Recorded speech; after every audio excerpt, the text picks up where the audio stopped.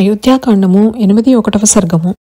సూతులును మాగధులను స్తోత్రములు చేయుచు తమకు శ్రేయస్సు కలుగజేయు మాటలను చదువుచుండగా జాముజామునకు మ్రోగు దుందుబులు నాలుగు మూలలను మ్రోగుచుండగా శంఖములు ధ్వనించుచుండగా భరతుడు మేలుకాంచిన వాడై విపరీతమగు దుఃఖమును పొందినవాడై నేను రాజునుగాను, నాకివన్నీయును నెందులకు చాలింపుడు అని చెప్పి శత్రుఘ్నుని చూచితివా తమ్ముడా, కైకేయి జగత్తుకంతకును అపకారము చేసినది, నన్ను భరింపరాని దుఃఖమును పొందునట్లు చేసి దశరథుడు వెళ్ళిపోయెను.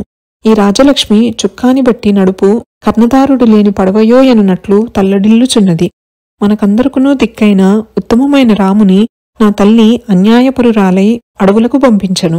ఇటువంటి విపరీతమైన పనికి ఏమని ఏడ్తును అని ఏడ్వగా అంతఃపుర స్త్రీలందరూ విలపించుచుండగా వశిష్ఠుడు మిక్కిలి విలువగల ఉత్తమ రత్నములతో నొప్పుచున్న పుల్వకూటమును శిష్య సమూహము సేవించుచుండగా ప్రవేశించి బంగారంతో చేయబడిన అందమైన పీఠముపై కూర్చుండి సేవకులను చూచి బ్రాహ్మణులను మంత్రులను పెద్దలైన వారలను పిలువుడు. అత్యవసరమైన పని ఒకటి గలదు. రాజపుత్రులకు భరత శత్రుఘ్నులను మనకు హితమును సూచించు విజయుని సుమంత్రుని కూడా పిలువుడు అని చెప్పగా వారలు అట్లే పిలిచిరి. అంతా హలహలమును ధ్వనులతో అశ్వములు రథములు మొదలగు వాహనములనెక్కి వచ్చిరి.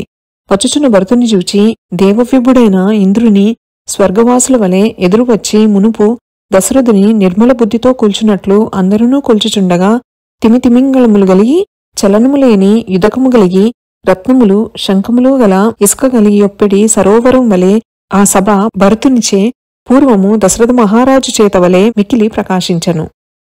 అయోధ్యాకాండము 81వ సర్గము సంపూర్ణము. శ్రీరామచంద్ర ప్రసాద సిద్ధిరస్తు. శ్రీ జగన్మాతార్పణమస్తు. శ్రీ శ్రీ శ్రీ నమోస్తు రామాయ సలక్ష్మణాయ నమోస్తు దేవ్యై జనకాత్మజాయై నమోస్తు వాతాత్మ భువేవరాయ నమోస్తు వాల్మీక భవాయ తస్మై. శుభం భవతు.